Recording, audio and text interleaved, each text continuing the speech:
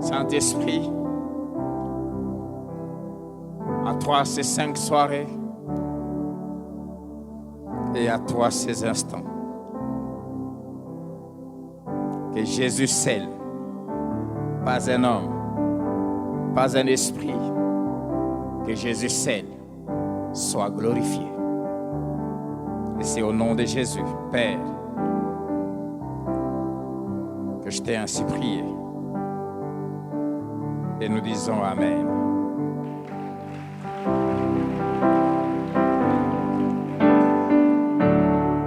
Amen. Au nom de Jésus, je te déclare guéri de ta maladie. Amen.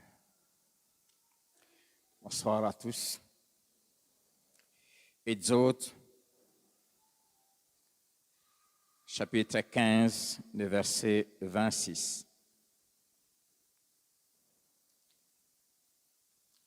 Exode 15, 26.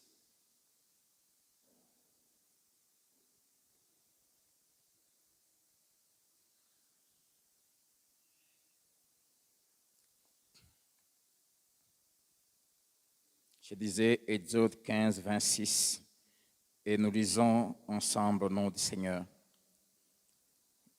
Il dit, c'est Dieu qui parle. Dis à ton voisin, c'est Dieu qui parle. Si tu écoutes attentivement la voix de l'Éternel, ton Dieu, si tu fais ce qui est droit à ses yeux, si tu prêtes l'oreille à ses commandements, et si tu observes toutes ses lois, je ne te frapperai d'aucune des maladies dont je frappais les Égyptiens. Car je suis l'Éternel qui te guérit. Amen. Car je suis l'Éternel qui te guérit.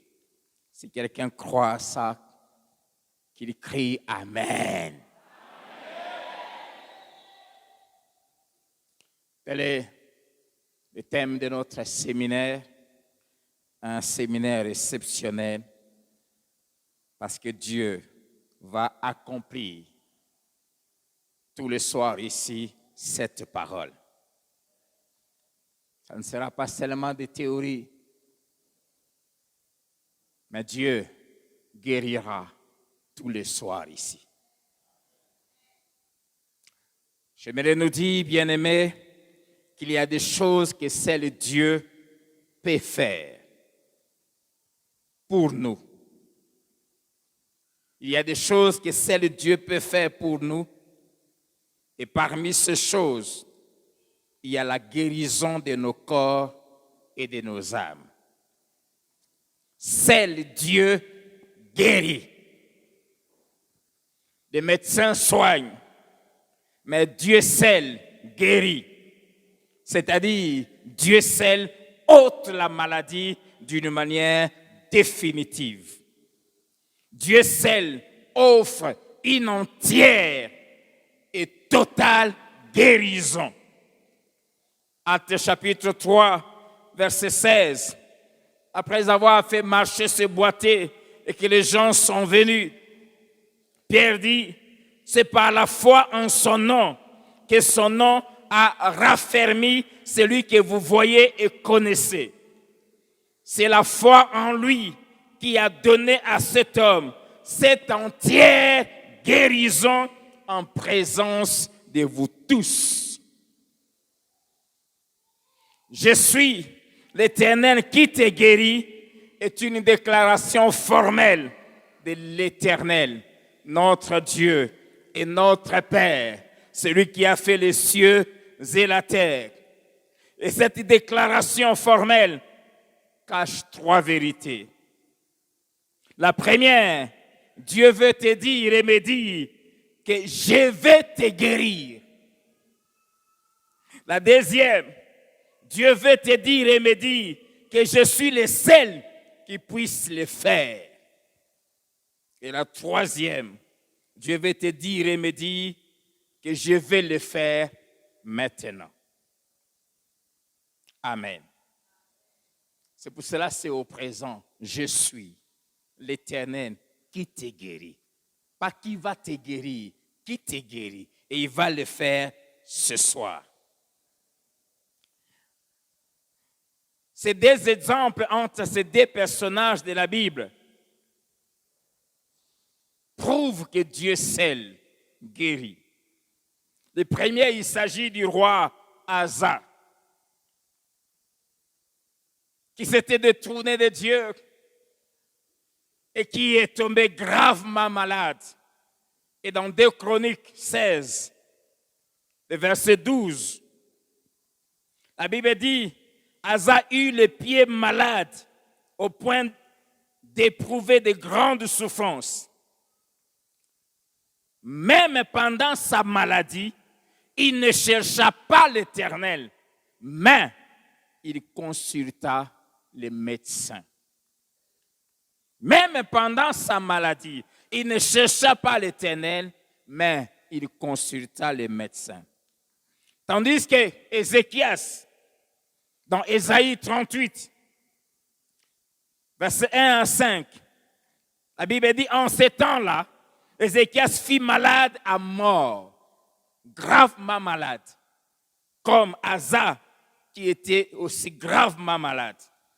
Le prophète Ésaïe vint et lui dit, ainsi parle l'Éternel. Pour Ézéchias, c'était même grave parce que Dieu lui-même est venu lui en parler.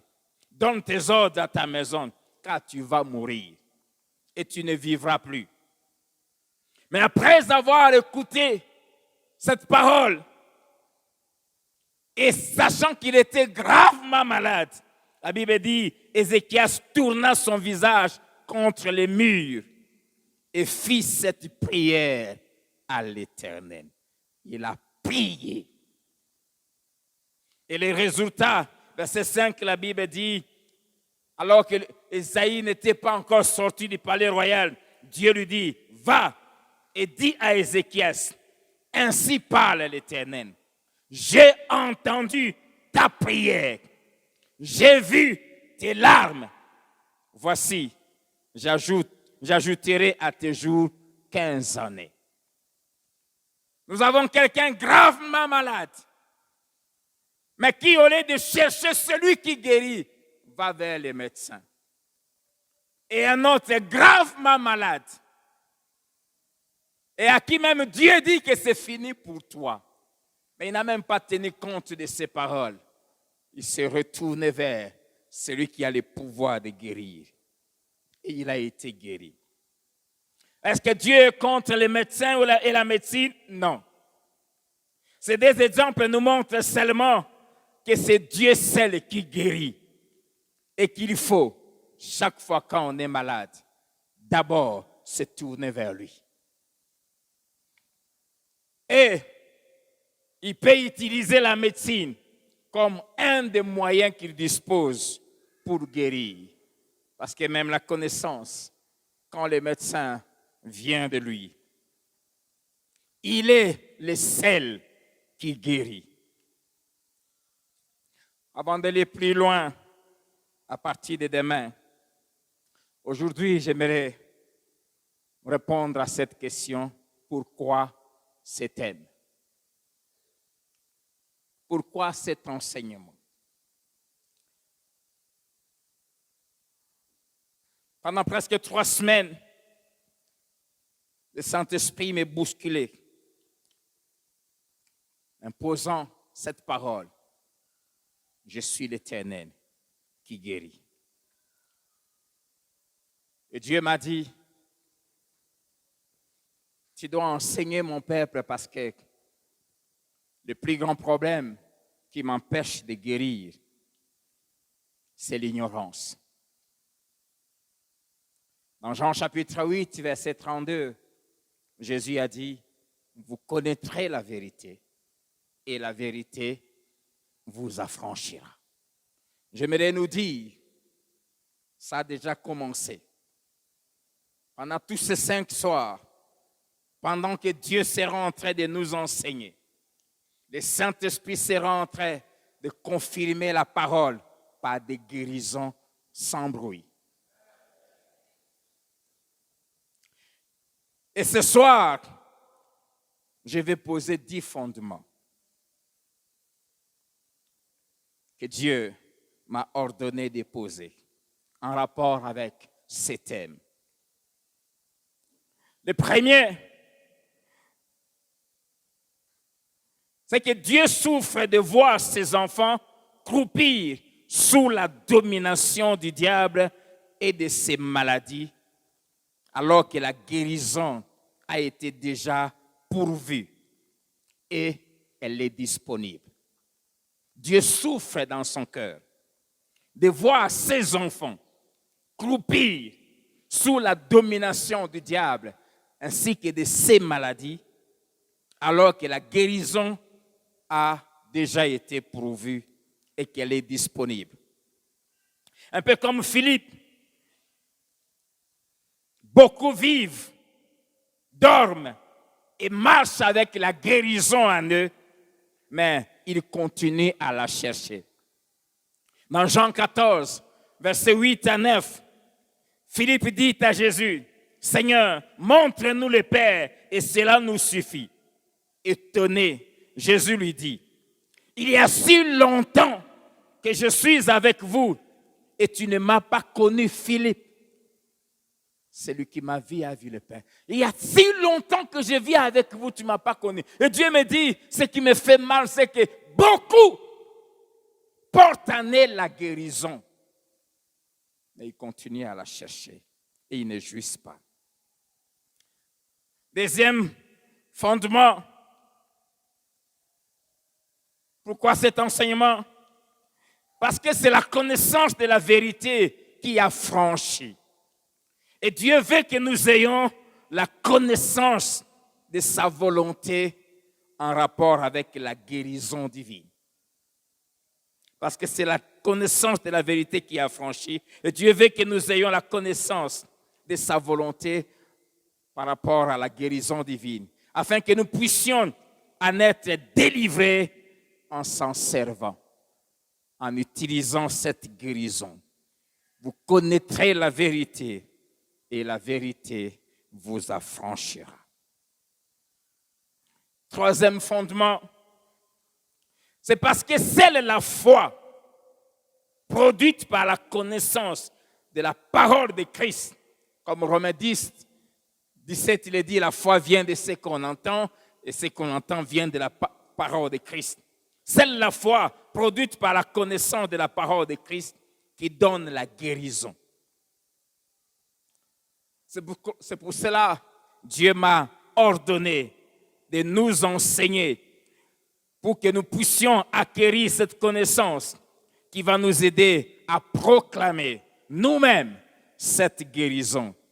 Et Dieu m'a dit de nous dire qu'il honorera notre foi dans sa parole.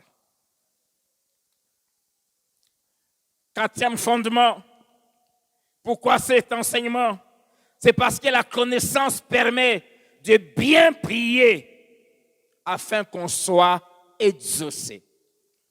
Beaucoup prient depuis des années pour que Dieu les guérisse, sans que Dieu les fasse, parce qu'ils prient mal.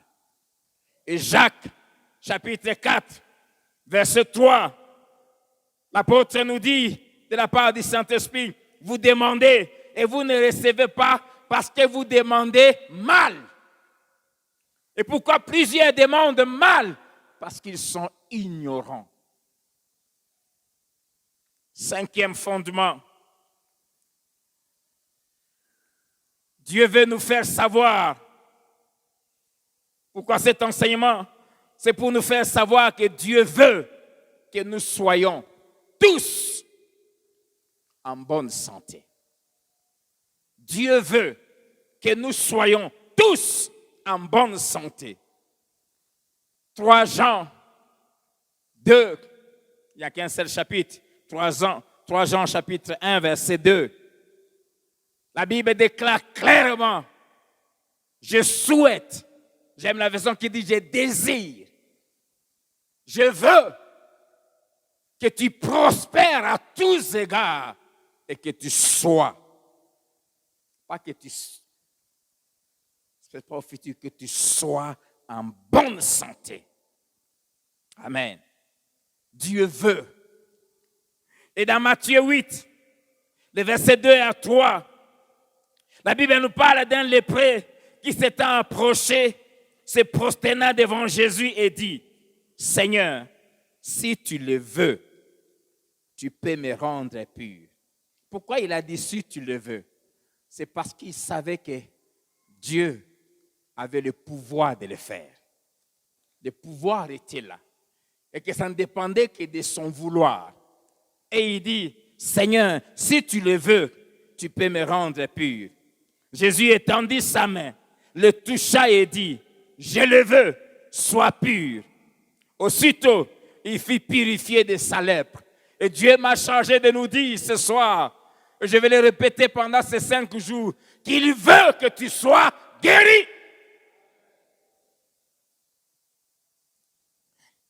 Le psaume 115, le verset 3, renchérit en disant, notre Dieu est au ciel, il fait tout ce qu'il veut.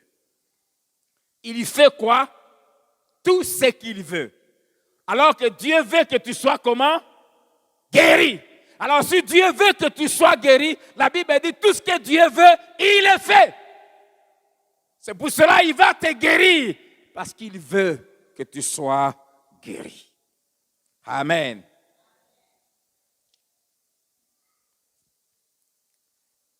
Dieu veut que nous soyons, et j'insiste, tous guéris et que nous soyons tous en bonne santé. C'est pour cela qu'un des obstacles, ce sont les fausses conceptions, voire même des fausses traditions qui annulent la parole de Dieu et qui l'empêchent de s'accomplir dans nos vies. Le diable a imprimé, même dans la vie des chrétiens, dans nos églises, de fausses conceptions par rapport à la maladie et par rapport à la guérison et à la pensée de Dieu pour la guérison. Ces traditions, ces fausses compréhensions annulent l'accomplissement de la parole de Dieu. Comme Jésus disait aux pharisiens dans Marc 7, le verset 13, vous annulez ainsi la parole de Dieu par votre tradition que vous avez établie. Et le diable a établi des traditions, des convictions qui sont contraires à la parole de Dieu et qui empêchent cette parole de s'accomplir. Parmi ces fausses conceptions, il y en a un.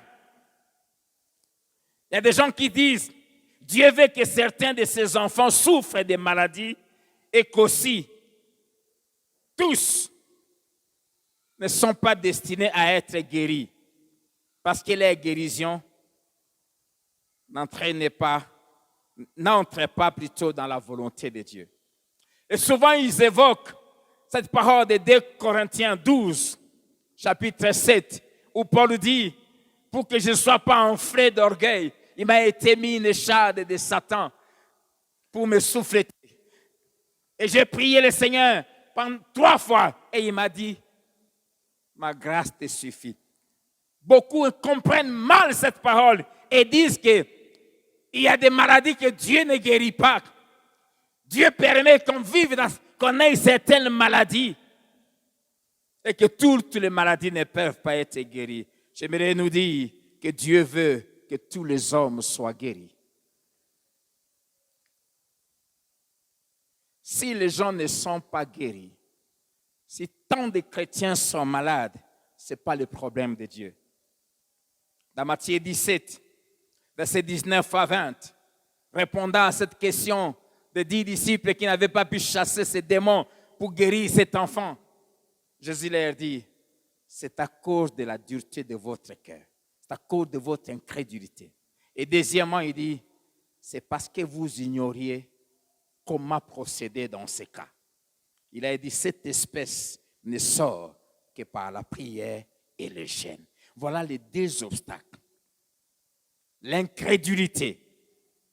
Et deuxièmement, le fait de ne pas savoir comment prier, comment traiter chaque situation, absence de la révélation dans chaque cas. S'ils avaient su que cette espèce exigeait la prière et le jeûne, ils auraient eu la victoire, mais ils étaient ignorants.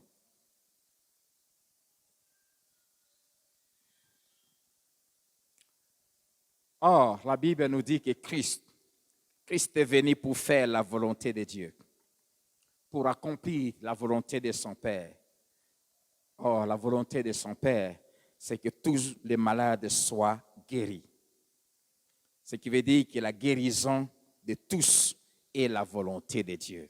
Dans Jean 6, verset 38, Jésus dit, « Car je suis descendu du ciel pour faire non ma volonté, mais la volonté de celui qui m'a envoyé. » Or, dans 1 Timothée 2, versets 4 à 5, la Bible dit, Dieu veut que tous les hommes soient sauvés.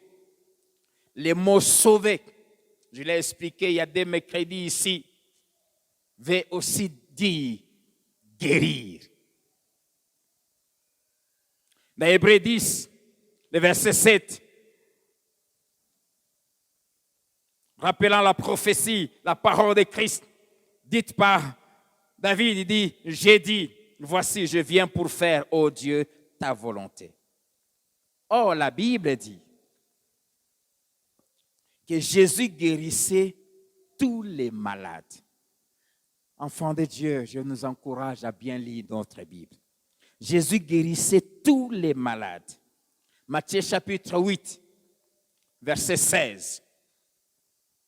Le soir, en amenant auprès de Jésus plusieurs démoniaques, il chassa les esprits par sa parole et il guérit tous les malades. Tous. Matthieu 9, verset 35. Jésus parcourait les villes et villages, enseignant dans les synagogues, prêchant la bonne nouvelle du royaume et guérissant toute maladie et toute infirmité. Il guérissait toute maladie et toute infirmité. Marc 12, verset 15. Une grande foule le suivit. Généralement, chaque fois quand la Bible utilise le mot foule, c'est-à-dire, il n'y a pas, on ne sait plus compter. Il n'y a plus un chiffre à mettre. Une grande foule le suivit. Il guérit tous les malades. Tous. Tous qui étaient malades dans cette foule. S'ils étaient 5 000, s'ils étaient 10 000, tous sans exception. Marc 6, verset 55 à 56. En quelque lieu qu'il arriva, dans le village, dans les villes ou dans les campagnes, on mettait les malades sur les places publiques et on les priait de leur permettre seulement de toucher le bord de son vêtement. Et tous ceux qui le touchaient étaient guéris. Tous. Tu peux dire à ton voisin, tous. Tous ceux qui le touchaient étaient guéris. Luc 6, verset 19.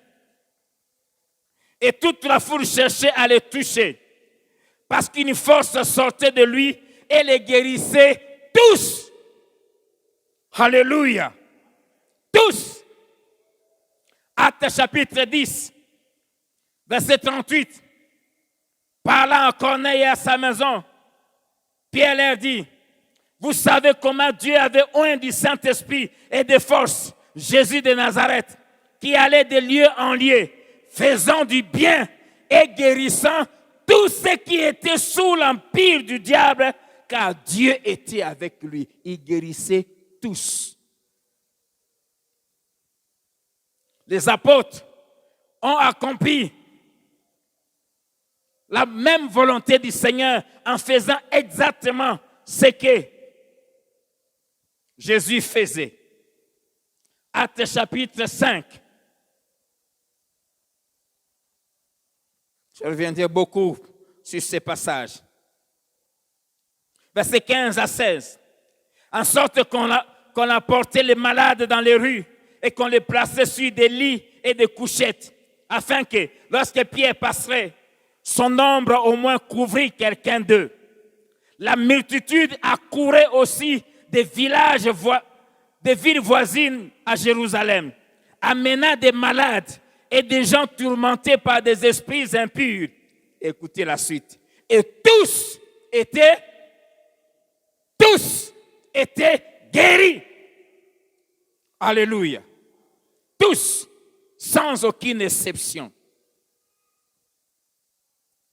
Ce qui veut dire, si Dieu n'est pas disposé à guérir toutes les maladies, et si Dieu veut que certains de ses enfants, pour une des raisons qu'on peut se mettre en tête, que restent malades, alors Jésus était en train de faire ce qui était contraire à la volonté de son Père. Or, Jésus ne faisait que ce que son Père voulait qu'il fasse. Tous étaient guéris. Ésaïe 53, des versets 5 et 1 Pierre 2, verset 4, nous disent que par ces maîtrissures, nous sommes guéris. Tous. Deuxième fausse conception. Il y en a qui disent que Dieu aime prendre son temps avant de nous guérir. Dieu aime prendre son temps. Il aime parfois que certaines maladies durent longtemps, que ça s'aggrave. Et ils prennent souvent, Jean 11, les cas de Lazare. En lisant les évangiles, je n'ai pas vu là où Jésus a renvoyé quelqu'un qui était venu vers lui avec sa maladie pour lui dire, je te guérirai dans 10 jours. Rentre. La Bible dit que tout ce qui venait, il les guérissait là. Amen. Tout ce qui venait à lui était guéri sur le champ. Ou soit, quand il ne guérissait pas sur le champ, il donnait souvent une instruction, un ordre, quelque chose à faire. Et quand on faisait la chose, on était guéri. Par exemple, dans Jean chapitre 9, il a appliqué de la boue dans les yeux de cet aveugle et il lui a dit, va te laver au réservoir de Siloé. Et quand il est parti, il s'est retrouvé guéri. Des cas où Jésus n'a pas guéri sur le champ, ce sont des cas où il a donné une instruction. Fais ceci. Par exemple, les 10 lépreux qui sont venus vers lui pour lui demander de les guérir, il leur a simplement dit, allez vous monter au sacrificateur. Une instruction. Et pendant qu'il partait, la Bible dit, ils ont constaté qu'ils étaient guéris. Jamais quelqu'un est venu vers Jésus avec sa maladie et lui a dit, pas aujourd'hui. Et j'insiste, si ta maladie traîne, le problème, ce n'est pas Dieu. Toujours, c'est des problèmes. Soit c'est l'incrédulité, comme dans les cas à Nazareth, dans Marc chapitre 6. La Bible dit, il n'a pas pu faire de miracles dans cette ville, si ce n'est qu'il imposa les mains à quelques malades. C'est le seul endroit où il n'a guéri que quelques malades, pas tous. Pourquoi? La Bible dit, à cause de leur incrédulité. Mais là où il y avait la foi, il les guérissait tous. Et je déclare que quiconque est venu ici malade sortira ici guéri. Au nom de Jésus. N'acceptez plus qu'une maladie reste dans ta vie. Jésus guérit tous ceux qui viennent à lui.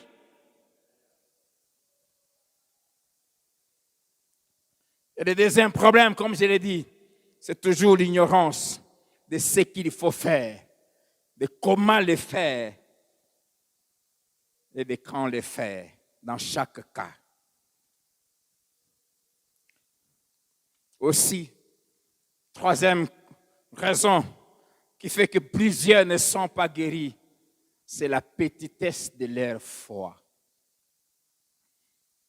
Jésus lui a dit,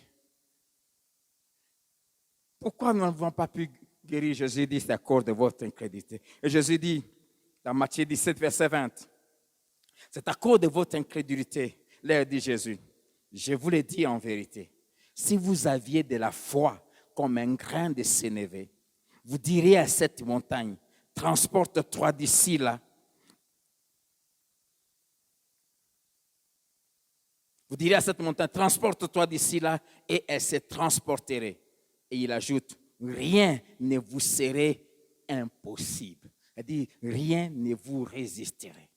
Si vous aviez de la foi comme un grain de sénévé. Quand il dit la foi comme un grain de sénévé, qu'est-ce qu'il veut dire? Si votre foi a la même nature que les grains de sénévé. Et les grains de sénévé, c'est les plus petits grains. Mais quand il est jeté à terre, la Bible dit, il commence à pousser. Il pousse, il pousse, il pousse, il pousse, jusqu'à ce que quand il atteint la maturité, ses branches servent d'ombrage à tous les oiseaux du ciel. La petite graine devient là où une maison, là où les oiseaux viennent s'abriter. Il dit, si vous aviez de la foi comme un grain de sénévé, la foi qui connaît le même processus que les grains de sénévé, c'est-à-dire la foi qui, dès votre conversion, vous la nourrissez, vous la travaillez, et qu'elle grandit, plus elle grandit, ça arrivera au moment où elle atteindra la maturité. Et quand elle va atteindre la maturité, rien ne va vous résister. Le problème, c'est que la foi de plusieurs ne grandisse pas. Alléluia. Ces mêmes 10 disciples qui n'ont pas pu chasser ces démons, quand leur foi a grandi, quand leur foi était devenue inébranlable, quand ils ont cru que Jésus était Dieu, qu'il était le Seigneur, le Créateur, plus rien ne les a résistés. Que ta foi grandisse. Que ta foi grandisse. Et qu'est-ce qui fait grandir la foi? C'est la parole de Dieu. La foi vient de ce qu'on entend. Et ce qu'on entend vient de la parole de Dieu. Combien lisent leur Bible? Combien viennent aux enseignements pour grandir dans leur foi? C'est pour cela que Dieu m'a dit, enseigne.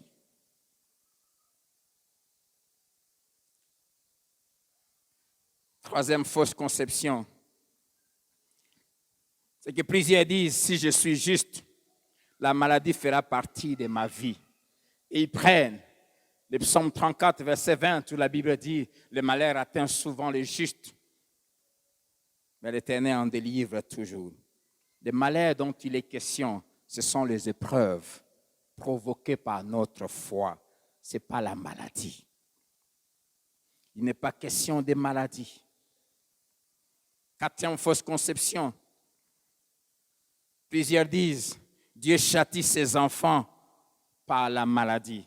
Ils prennent Hébreux 12, verset 6 à 8, dit, c'est comme des enfants que Dieu vous châtie. Le mot châtier en grec veut dire instruire, former, discipliner, enseigner, éduquer.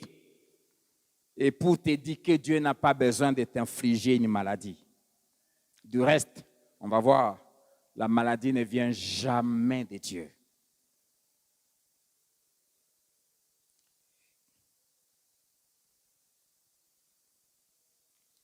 Plusieurs prennent l'exemple de Job.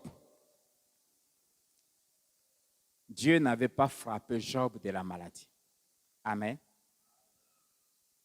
Dieu a dit à Satan, je le mets à ta disposition.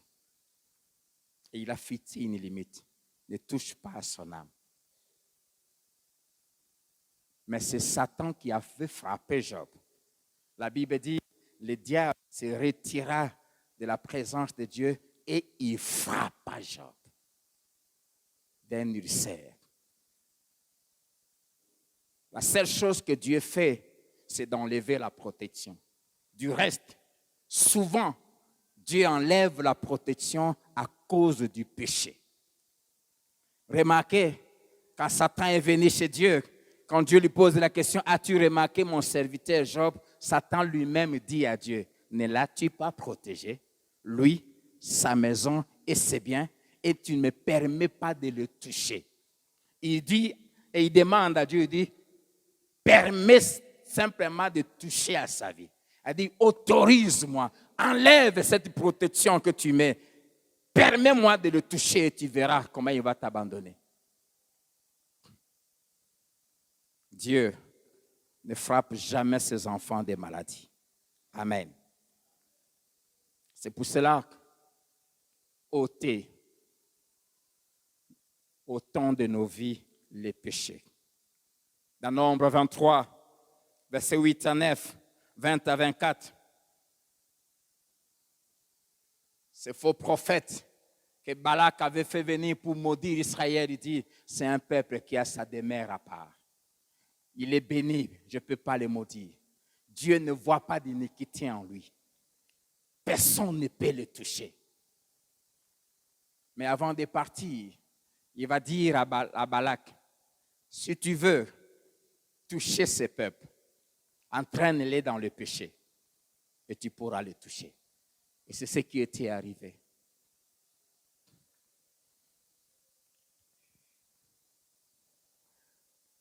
La dernière fausse conception, et celle-là, elle est terrible. Elle a envahi les vies de plusieurs chrétiens. C'est qu'aujourd'hui, il y a même dans les églises des gens qui disent que le temps des miracles est passé. Il y a même des prédicateurs qui disent qu'il y a un certain genre de miracles et de guérisons qui ne pouvaient être faits que par Jésus et par les 12 apôtres seulement. Je ne sais pas dans quelle Bible tire ça. Le temps des miracles n'est pas passé. Pourquoi? Parce que Dieu est le même hier, aujourd'hui et éternellement. Et si le temps des miracles est passé, alors il ne faut plus prêcher l'évangile, il n'y aura plus de conversion. Parce que le plus grand miracle que Dieu a accompli, c'est la nouvelle naissance. Parce que Dieu sauve tous les jours, il accomplit les plus grands miracles, alors pourquoi il n'accomplirait pas de petits miracles? Est-ce que vous savez que la guérison du corps ne fait pas partie de la nourriture que Dieu donne à ses enfants? La guérison du corps, ça fait partie des choses réservées aux chiens, c'est-à-dire aux païens. Ça fait partie des choses les moins importantes que Dieu peut nous donner. Car ce qui est plus important, c'est les richesses spirituelles. Et l'apôtre Paul dit, s'il ne nous a pas privé son propre fils et qu'il a livré pour nous, à combien plus forte raison ne nous donnera-t-il pas toutes choses en lui? S'il nous a donné le ciel, il nous a donné sa nature, comment il peut nous refuser la guérison?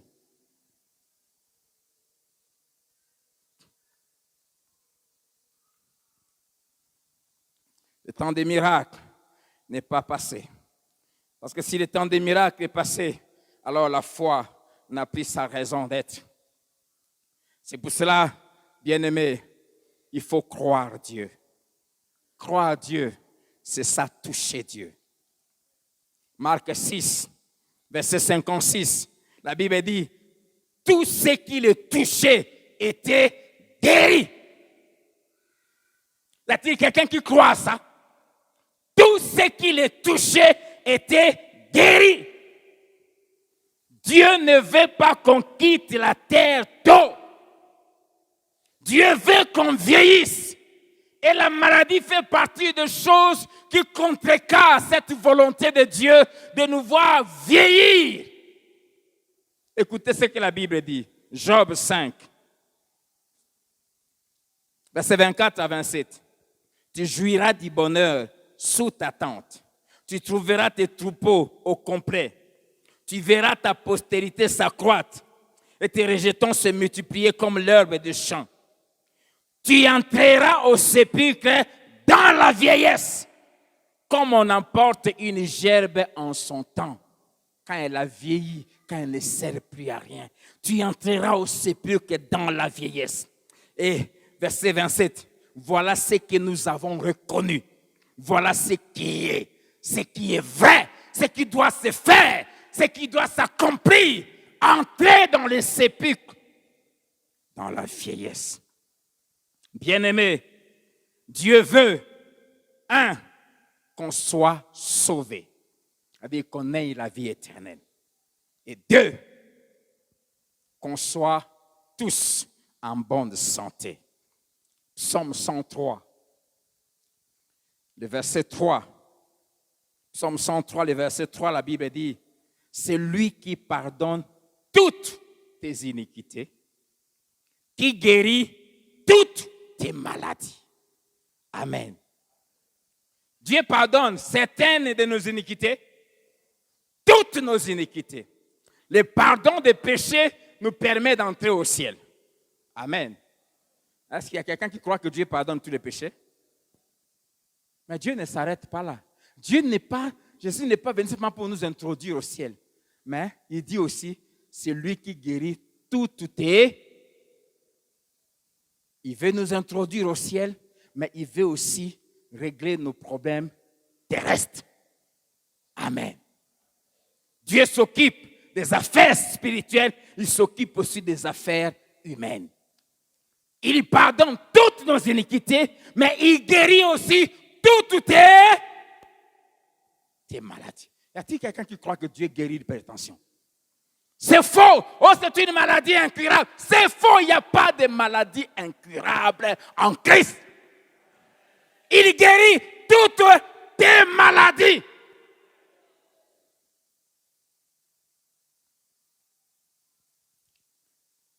Les deux, le pardon de nos péchés et la guérison du corps, sont les dons de Dieu.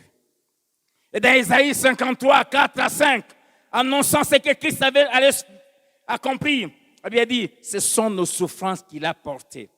C'est de nos douleurs, c'est-à-dire nos maladies, qu'il s'est chargé.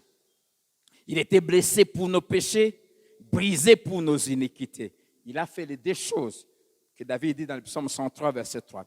Il a porté nos iniquités spirituelles. Il a réglé les problèmes spirituels et il s'est chargé de nos maladies physiques. C'est ça, ce que la Bible appelle la rédemption ou bien la délivrance ou le salut. Les péchés, il les a portés pour nous ouvrir la porte du ciel. Et il a pris sur lui nos maladies pour nous ouvrir la porte de la guérison, de la bonne santé pour bien vivre pendant notre séjour sur terre. Nous ne devons plus souffrir de deux, ni du péché et ses conséquences, ni de la maladie et ses conséquences. Et Dieu tient à confirmer sa parole. Dans Matthieu 8, versets 16 à 17, la Bible dit, le soir, en amenant auprès de Jésus plusieurs démoniaques, il chassa les esprits par sa parole et il guérit tous les malades, tous. Verset 17. Afin que s'accomplisse ce qui avait été annoncé par Isaïe le prophète. Il a pris nos infirmités et il s'est chargé de nos maladies. On lui a amené des malades et il les a tous guéris. Et la Bible explique pourquoi il l'a fait, pour accomplir ce qu'Isaïe avait dit. Et ce soir, il va pardonner tous nos péchés et guérir toutes nos maladies pour accomplir sa parole. Alléluia. Amen. Pour accomplir sa parole. Et je te déclare guéri de toutes tes maladies. Au nom de Jésus. Ce n'est pas seulement lui-même qui l'a fait. Ses disciples ont fait la même chose. Ils ont continué à guérir tous ceux qui croyaient en Jésus-Christ. Acte 5, que nous venons de lire. J'aimerais commencer par le verset 12. Beaucoup de miracles et de prodiges se faisaient au milieu du peuple par les mains des apôtres. Je déclare et je décrète qu'à dater de ce soir, beaucoup de miracles et des prodiges et des guérisons et des signes vont commencer à s'accomplir par les mains des hommes et des femmes de Dieu de cette église, Philadelphie Lubumbashi. Au nom de Jésus. Ils se tenaient tous ensemble au portail de Salomon et aucun des autres n'osait se joindre à eux, mais le peuple les louait hautement. Le nombre de ceux qui croyaient au Seigneur, hommes et femmes, s'augmentait de plus en plus, en sorte qu'on apportait les malades dans les rues et qu'on les plaçait sur des lits et des couchettes, afin que lorsque Pierre passerait, son ombre au moins couvrit quelqu'un d'eux. La multitude accourait aussi des villes voisines plutôt à Jérusalem, amenant des malades et des gens tourmentés par des esprits impurs, et tous étaient guéris. Quiconque est tourmenté par des esprits impurs, j'ordonne à ces démons d'être lâchés au nom de Jésus. Et je te déclare guéri au nom de Jésus. Dieu n'a pas commencé à guérir tous ceux qui venaient en lui par Jésus. Dieu a commencé depuis l'ancienne alliance. Depuis le peuple qu'il avait choisi par lesquels le salut allait passer. Les enfants d'Israël sont sortis tous d'Égypte. Nombre chapitre 1, verset 46 dit ceci. Ceux dont on fit les dénombrements furent 603 550 de 20 ans et plus. De l'âge de 20 ans et plus, comme Moïse, 80 ans, son frère Aaron, 83. Tous ceux-là, ils étaient 603 550. Et le psaume 105, verset 37, explique dans quelles conditions ils étaient sortis et comment ils avaient vécu dans le désert. Il avait dit, il fit sortir son peuple avec de l'argent et de l'or, et il n'eut aucun infirme dans ses tribus. De tous les 603 550, il n'y avait aucun malade. Dites-moi Amen. Aucun malade. Je ne veux plus de malades ici, au nom de Jésus. Et Matthieu 12, 15 dit, tous étaient guéris. Qui était guéri? Ceux qui suivaient Jésus. Ceux qui, dans Nombre 21, versets 8 à 9, écoutez ce que la Bible dit. L'Éternel dit à Moïse, le peuple avait péché. Et il y a eu des serpents qui ont apparu, qui ont commencé à les mordre. Et ils mouraient beaucoup. Et le peuple a commencé à crier à l'Éternel. Et Dieu a dit à Moïse, fais-toi un serpent brûlant et place-le sur une perche. Quiconque, on peut dire ensemble, quiconque aura été mordu et les regardera, conservera la vie. Moïse fit un serpent d'airain et le plaça sur une perche. Et quiconque avait été mordu par un serpent et regardait les serpents d'airain, conservait la vie. Amen. Tous ceux qui étaient mordus par les serpents, c'est-à-dire les diables, tous ceux qui attrapaient la maladie à cause de ces morsures, dès qu'ils levaient leurs yeux pour regarder ces serpents d'airain, la Bible dit, quiconque le faisait était guéri. Quiconque le faisait était guéri. Et dans Psaume 107, le verset 27, la Bible dit que Dieu envoya sa parole et ils furent tous guéris. Il n'y a pas d'exception. Alléluia. Il n'y a pas d'exception. Galates 3, verset 13. La Bible dit, il nous a rachetés de la malédiction de la loi. Et cette malédiction comprend aussi la maladie. Toutes sortes de maladies et de plaies. Il nous a rachetés. Le nous là, c'est chacun de nous inclus. Ésaïe 53, verset 4. Il s'est chargé de toutes nos maladies. Dans les nos là, nos maladies, il y a tes maladies et les miennes. Ça s'applique à nous tous. Le verset 5 dit, par ses maîtresses, nous avons été guéris. Dans les nous là, il y a nous tous.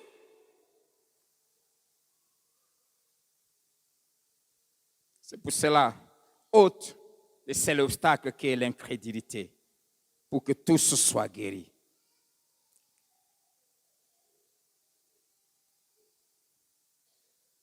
Tous.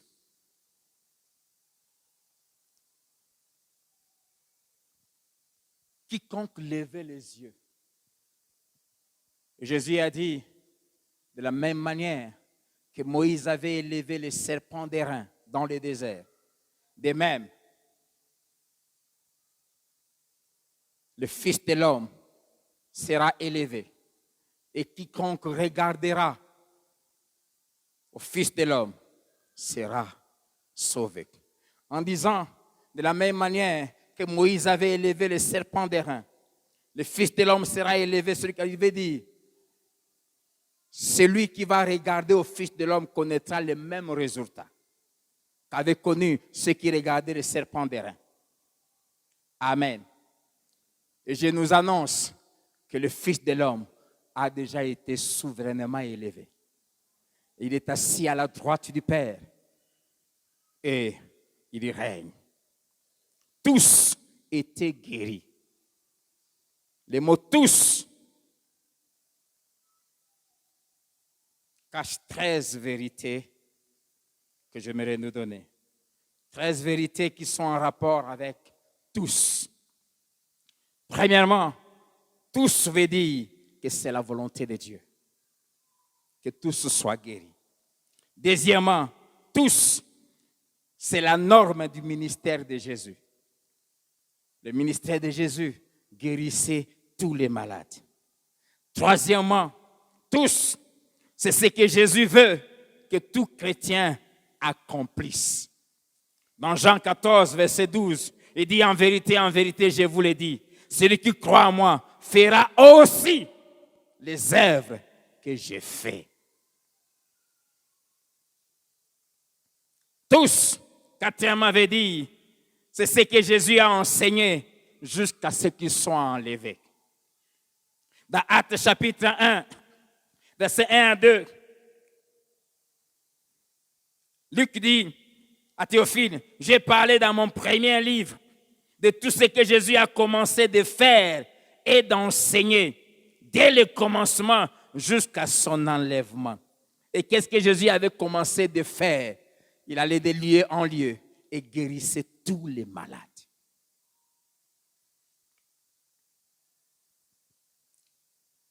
Cinquièmement, tous veut dire, c'est ce que Jésus a continué à faire au travers de ses disciples par le Saint-Esprit. Nous avons lu ça dans Acte 5, le verset 16. Et dans Acte 28, verset 9, là dans cette île de Marthe, où ils étaient arrivés, et que Paul a guéri cet homme qu'il avait dit là-dessus, vers les autres malades de l'île, et ils furent guéris. Tous. Sixièmement, tous. C'est ce que Jésus veut qu'on fasse partout où il nous envoie. Partout. Dans Luc chapitre 10, versets 8 à 9. Après avoir envoyé les 70 disciples deux à deux, il leur dit, dans quelques villes où vous entrez, guérissez les malades qui s'y trouveront. Tous les malades que vous allez trouver dans la maison où vous allez entrer, comme on va faire l'évangélisation, guérissez-les. Et parce que Dieu m'a envoyé ici à Lubumbashi, tout malade que je trouverai sur mon chemin dans cette ville, je vais les guérir. Et je déclare, vous qui êtes devant moi ce soir, je vous guéris au nom de Jésus.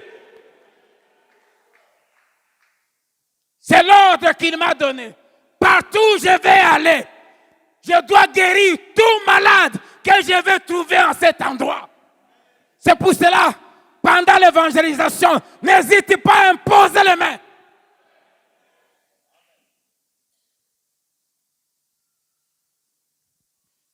Septièmement, tous, c'est toute personne qui est malade, sans exception. Huitièmement, tous, c'est ce qui attire les foules auprès de Jésus. C'est quand tous sont guéris que les foules viennent. Philadelphie, Dieu t'a dit que des foules vont venir ici en courant. Ce qui va le faire, c'est quand tous sont guéris. Actes 5, 16. Et ce soir, vous tous qui êtes ici, je vous déclare guéris au nom de Jésus. La multitude a couru aussi des villes voisines à Jérusalem, amenant des malades et des gens tourmentés par des esprits impurs, et tous étaient guéris. Neuvièmement, tous veut dire, c'est ce qui fait croître le nombre de ceux qui croient au Seigneur, hommes et femmes. Versets 14 à 15 de Actes 5. Parce que tous étaient guéris, la Bible dit, le nombre des disciples ne faisait que s'accroître. Dixièmement, tous, c'est comme ça que Dieu plutôt rend témoignage et confirme que le salut en Christ est véritable. Dans Marc 16, verset 20, il leur a dit, allez, prêchez l'évangile. La Bible dit, ils allèrent partout dans le monde, ils prêchaient l'évangile. La Bible dit, et le Seigneur travaillait avec eux en accomplissant sa parole par les miracles qu'il a accompagnés. Amen. 11e, tous, c'est la prière que toute l'Église doit faire aujourd'hui. L'Église doit demander à Dieu de guérir tous les malades. 12. Tous. Jésus l'a fait par tous ceux qui touchaient son vêtement, et Pierre l'a fait seulement par son ombre. Ce qui confirme cette parole de Jésus dans Jean 14, 12. Celui qui croit en moi fera les œuvres que j'ai faites, et il ajoute, et il en fera même de plus grands, parce que je m'en vais au Père. L'ombre de Jésus n'avait pas guéri, mais l'ombre de Pierre guérissait. Qu'est-ce que cela veut dire? Tous, ça veut dire que Jésus guérissait tous ceux qui touchaient son vêtement. Pierre guérissait tous par son ombre. Toi et moi, nous allons guérir tous par la parole. Simplement en mettant la main comme ça. Mais attendons-nous à faire plus que ce que Pierre et Jean avaient fait. Car il est dit, je vous amènerai de gloire en gloire. Et il amène l'Église de gloire en gloire. Et en ces temps de la fin, où l'iniquité s'accroît, l'onction du Saint-Esprit s'accroît aussi dans les vies de ceux qui font confiance en Dieu. Et 13e, tous, c'est ce que le Saint-Esprit veut accomplir ce soir encore. C'est ce que le Saint-Esprit veut accomplir ce soir. Il a déjà intercédé pour cela. Il a déjà accompli cela. Et il a consigné cela dans la parole, afin que, en lisant, nous puissions croire, mais aussi faire ce que le Seigneur a fait. Amen. 6e fondement. Nous avons beaucoup traîné dans le 5e fondement. Sache que Dieu a déjà pourvu à la guérison. Déjà. 1 Pierre 2, verset 24. Par ces maîtrisures, nous avons été guéris. Parole de vie dit, c'est par ces blessures que vous avez été guéris. La guérison est disponible depuis 2020 ans. Amen. Et c'est par Jésus que Dieu a pourvu à cette guérison. Nous avons lu Nombre 21, nous avons parlé, versets 4 à 9. Et Jean 3, 14, à qui Jésus dit, comme Moïse éleva les serpents d'airain dans le désert, il faut de même, c'est-à-dire dans le même but que le Fils de l'homme soit élevé. Or, le Fils de l'homme a déjà été élevé par le Père et il lui a fait asseoir à sa droite. C'est pour cela que je voudrais vous donner ces 10 vérités par rapport à cette élévation du Fils de l'homme dans Jean 3, 14. Première vérité par rapport à cette élévation du Fils de l'homme, c'est que Dieu guérissait dans le désert tout ce qui avait été mordu par les serpents. Deuxièmement, il leur était demandé seulement de regarder un serpent d'airain fixé sur une perche. Ce serpent préfigurait la croix de Golgotha. Et la Bible dit, tous ceux qui regardaient étaient guéris. Aujourd'hui, quiconque est malade n'a qu'à regarder à Jésus pour être guéri. Troisième vérité, les serpents élevés étaient les remèdes, les médicaments fournis par Dieu en réponse aux cris du peuple. Quiconque criera à Dieu, Dieu lui a donné, va lui donner ce soir les remèdes, appelés Jésus.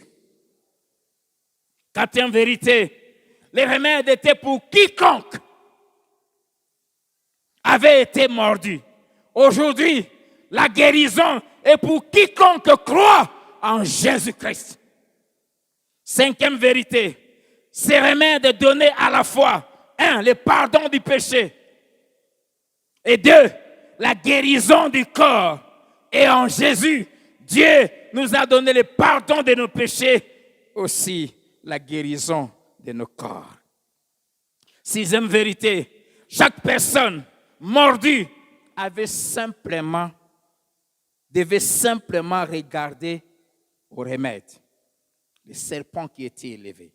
Aujourd'hui, il te suffit simplement de croire en Jésus et tu seras guéri. Septièmement, celui qui avait été mordu n'avait pas besoin de quémander ou d'apporter une offrande quelconque, même pas à Moïse, pour être guéri. Tout ce qu'on lui demandait, c'était de regarder les serpents d'airain. Et aujourd'hui, pour être guéri, tu n'as pas besoin de supplier Dieu.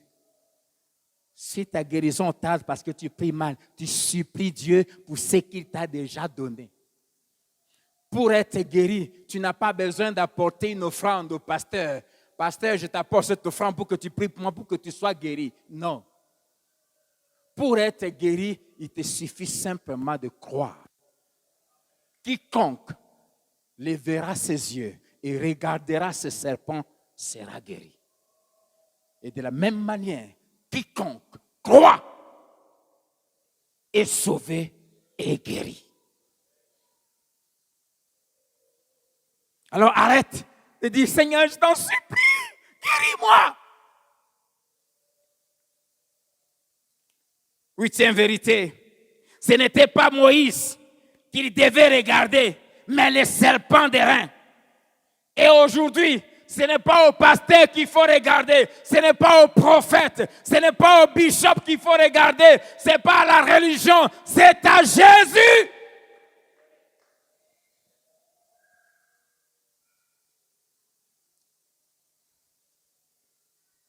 Mais bien en vérité, quiconque devait regarder savait simplement dire, il ne leur était pas demandé de regarder les symptômes, ni la gravité de la morsure, mais de regarder au remède. Et ce soir, il ne t'est pas demandé de regarder la gravité de ta maladie. Il ne t'est pas demandé de regarder les années que ça a duré. Il ne t'est pas demandé de regarder sa gravité. Tout ce qui t'est demandé pour être guéri, c'est de croire. Peu importe le nombre des années que ça a pris. Si tu crois.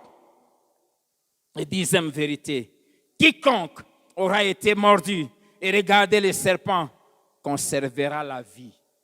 Et cette promesse était pour tout le peuple d'Israël qui était mordu, sans exception. Et aujourd'hui, quiconque est malade, il lui suffit simplement de regarder à Jésus.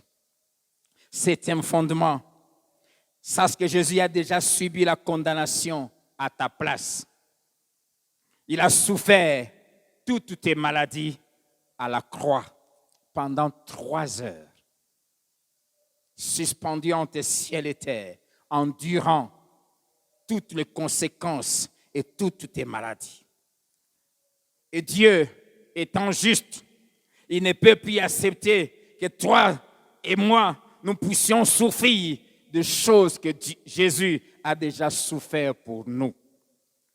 2 Corinthiens 5, verset 21, la Bible dit, celui qui n'a point connu le péché, il a fait devenir péché pour nous, afin que nous devenions en lui justice de Dieu. Pour que nos péchés soient pardonnés, Dieu avait pris tous nos péchés et il a placé ça sur Jésus. Jésus n'avait jamais péché, mais Dieu l'avait fait devenir péché en prenant nos péchés et en les mettant sur lui. Et c'est en ce moment-là que le Père s'est détaché de lui, parce que Dieu ne s'unit pas avec les péchés. Alléluia. Et 2 Corinthiens 8, verset 9, la Bible dit, pour nous, il s'est fait pauvre des riches qu'il était, afin que par sa pauvreté, vous fussiez enrichis. De même, par la santé, pour notre santé, Jésus s'est fait malade pour que toi et moi soyons en bonne santé. La Bible dit, Dieu avait mis sur lui, Ésaïe 53, 4 à 5.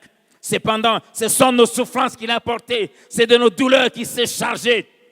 Mais il était blessé pour nos péchés, brisé pour nos iniquités. Le châtiment qui nous donne la paix est tombé sur lui. Et c'est par ses meurtrissures que nous sommes guéris. Amen. Et Matthieu 8, 16 à 17. La Bible dit, le soir, en amenant auprès de Jésus plusieurs démoniaques, il chassa les esprits par sa parole et il guérit tous les malades.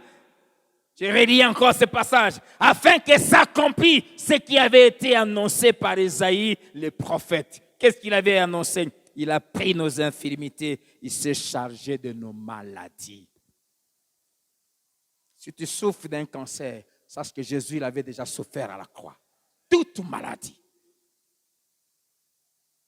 Parce que Jésus a déjà souffert ces maladies, nous ne pouvons plus souffrir. La Bible dit que nous devons nous considérer comme étant morts en Christ et vivants pour Dieu. Parce que Christ ressuscité ne meurt plus et ne tombera plus jamais malade. Alléluia. Ce soir aussi, cette parole va s'accomplir. Ce soir, tout à l'heure, je vais appeler tous les malades et prier pour les guérisons. Du reste, tu es déjà guéri. Et je dis merci au Seigneur parce qu'en ce lundi 19 avril 2021, sa parole va s'accomplir. Et elle est en train de s'accomplir. 8e fondement, pourquoi ces messages? Parce que dans Luc 4, verset 18 à 19, la Bible nous dit que c'est la deuxième mission de Jésus. Et c'est sa deuxième mission qu'il a confiée à tous ceux qu'il a appelés et qu'il a oint. L'Esprit du Seigneur est sur moi. Il m'a oint. 1, pour annoncer la bonne nouvelle. Et 2, pour guérir. Pour guérir. Jésus avait 3 missions principales. La première, annoncer la bonne nouvelle. La deuxième, guérir les malades. La troisième, chasser les démons ou libérer tous ceux qui étaient captifs. Sur tous les miracles que Jésus a accomplis qui sont dans la Bible, il y en a 35. 2 tiers concernait la guérison du corps de l'homme, son rétablissement. Les évangiles rapportent 35 miracles. 17 de ces 35 miracles concernent la guérison du corps. 6 de ces 35 miracles sont des délivrances, c'est-à-dire des démons chassés. Et pour la plupart, ces démons causaient des maladies. Quand ils étaient chassés, les malades étaient guéris. 3 de ces 35 miracles concernent la résurrection. Là, même la résurrection, c'est la restauration du corps. Et 9 seulement concernent la nature. Soit 26 sur les 35 miracles concernent le corps de l'homme. Amen.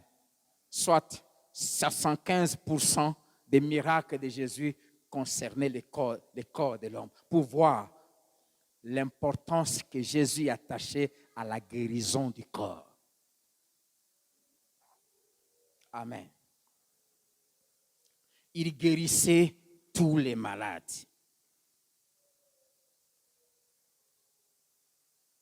Tous. Matthieu 4, versets 23 à 24. Jésus parcourait toute la Galilée, enseignant dans les synagogues, première mission, prêchant la bonne nouvelle du royaume et guérissant toute maladie et toute infirmité parmi les peuples. On lui a amené tous ceux qui souffraient de maladies et de douleurs de divers genres, des démoniaques, des lunatiques, des paralytiques, et il les guérissait. Marc 1, 34. Il guérit beaucoup de gens qui avaient diverses maladies. Il chassa aussi beaucoup de démons. Marc 3, 10 à 11. Il guérissait beaucoup de gens. Tous ceux qui avaient des maladies se jetaient sur lui pour le toucher. Jean chapitre 20, verset 30. L'apôtre dit, Jésus a fait encore en présence de ses disciples beaucoup d'autres miracles qui ne sont pas écrits dans ce livre. Jean 21, 25, il renchérit en disant, Jésus a fait encore beaucoup d'autres choses si on les écrivait en détail. Je ne pense pas, dit l'apôtre, que le monde même puisse contenir les livres qu'on écrirait. Dans ces beaucoup de miracles dont la Bible ne parlait pas, 75% de ces beaucoup concernaient les guérisons. Alléluia. 8e fondement. Tout vrai chrétien doit savoir qu'il a reçu du Seigneur le pouvoir de guérir toute maladie et toute infirmité. Matthieu chapitre 10, verset 1 et de verset 7 à 8. La Bible dit, puis, ayant appelé ses 12 disciples, il leur donna le pouvoir de chasser les esprits impurs et de guérir toute maladie et toute infirmité. Allez, prêchez et dites, le royaume des cieux est proche. Guérissez les malades, ressuscitez les morts, purifiez les lépreux, chassez les démons. Vous avez reçu gratuitement, donné gratuitement. Il a dit quoi? Vous avez reçu. Il n'a pas dit vous recevrez, vous avez reçu. Qui croit qu'il a déjà reçu ce pouvoir? Tout vrai chrétien. Vous avez. C'est gratuit.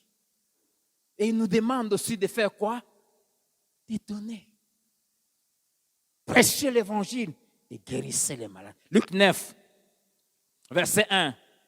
Jésus, ayant assemblé les 12, leur donna force et pouvoir sur tous les démons avec la puissance de guérir les maladies.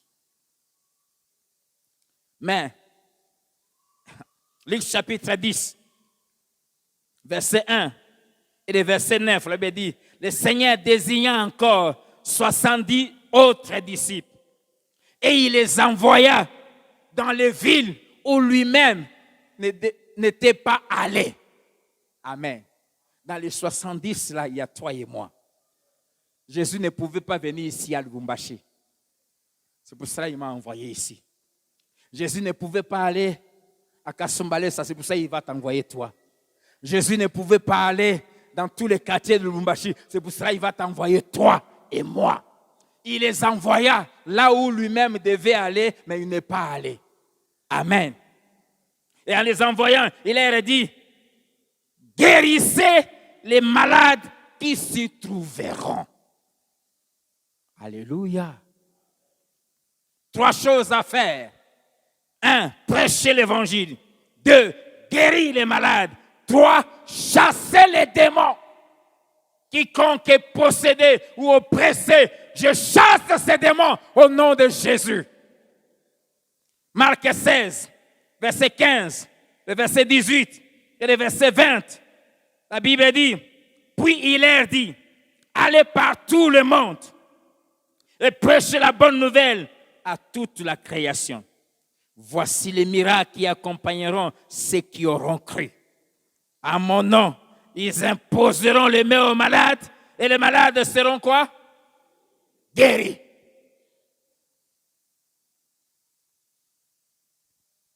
Et ils s'en allaient, verset 20, prêchaient partout. Le Seigneur travaillait avec eux et confirmait la parole par les miracles qui l'accompagnaient. Dernier fondement.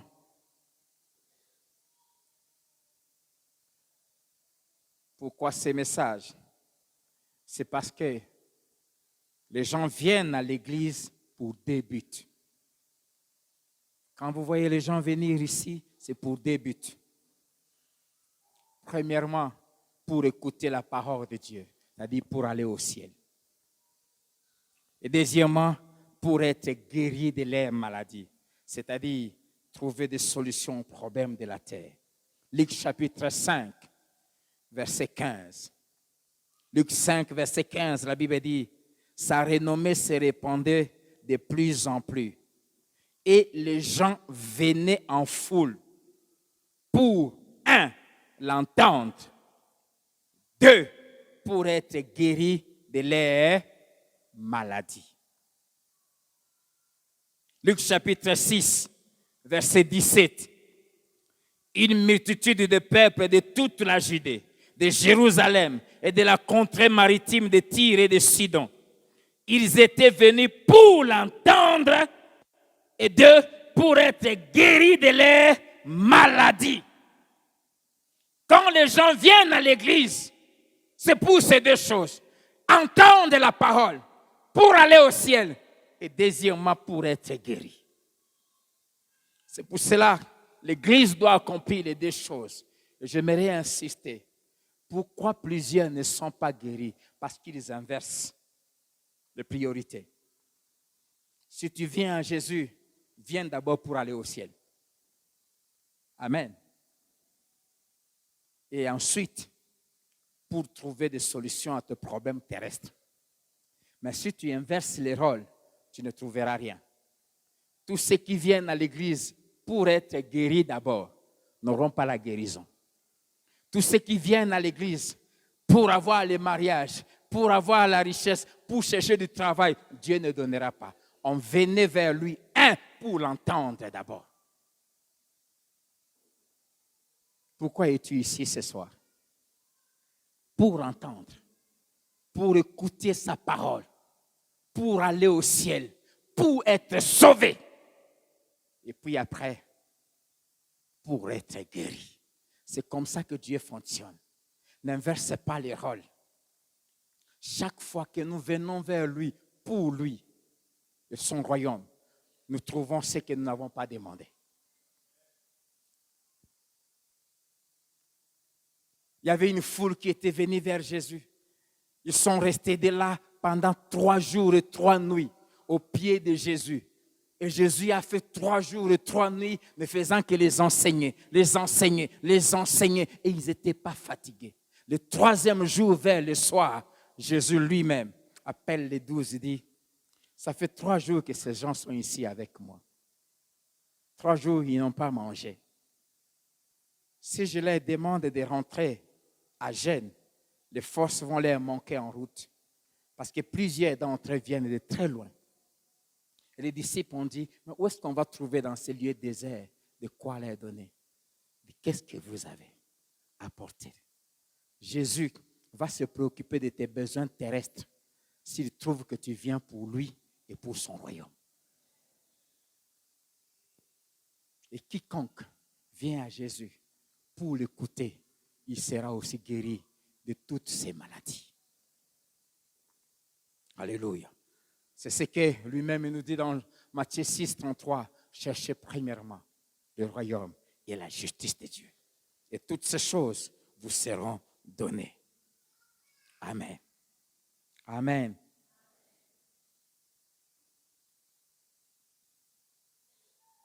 C'est pour cela, avant de prier pour ta guérison physique, j'aimerais te poser la question. Es-tu sauvé? Es-tu sauvé? Si Jésus vient maintenant, est-ce que tu iras au ciel? Pourquoi viens-tu ici? Si tu viens ici pour être guéri, d'abord, tu ne l'auras pas. Mais si tu es ici ce soir pour le royaume des cieux, alors tu vas être guéri. Amen.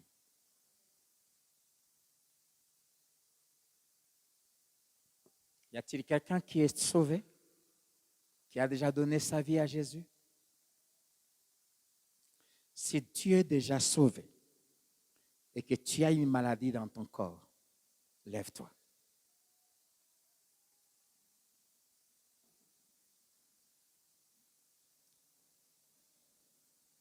Les gens venaient vers lui pour l'écouter.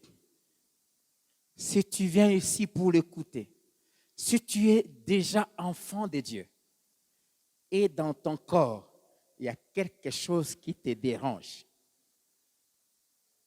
Tu étais venu pour Dieu, le salut, tu l'as déjà. La guérison, tu dois l'avoir maintenant. Ce n'est pas compliqué. Jésus guérit toutes les maladies. Toutes les maladies plutôt. Toutes maladies. Alors si tu crois, au nom de Jésus, j'ordonne à la germe qui produisait cette maladie dans ton corps et qui lui donnait la vie, je déclare sa mort au nom de Jésus. La mort de cette graine qui faisait vivre cette maladie, qui la faisait développer, je proclame sa mort au nom de Jésus. L'esprit qui était derrière cette maladie, quel que soit son nom, au nom de Jésus, je le chasse. Et parce qu'il est parti, car il n'a pas d'autre choix que de partir, je te déclare au nom de Jésus, guéri, délivré, restauré, rétabli, pour toujours, au nom de Jésus-Christ. Au nom de Jésus-Christ. Au nom de Jésus-Christ.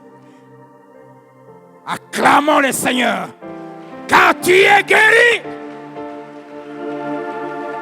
Et ce soir, il est derrière sa parole pour l'accomplir. J'aimerais qu'on se lève ensemble, qu'on l'acclame, car il a accompli sa parole. Il a accompli sa parole. Il a fait afin de confirmer ce que Ésaïe avait dit. Il s'est chargé de nos maladies.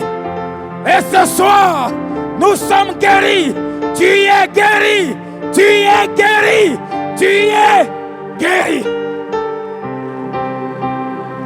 Au nom de Jésus. Au nom de Jésus. Au nom de Jésus. Je t'encourage.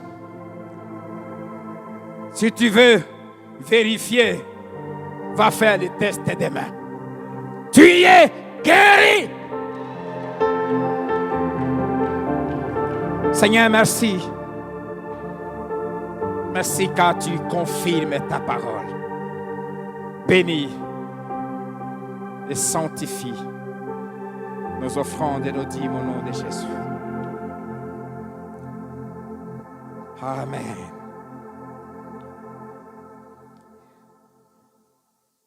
Quelques actions de grâce. Il y a une seule. La sœur Ruth Mbombo rend grâce à Dieu pour une année de plus dans sa vie.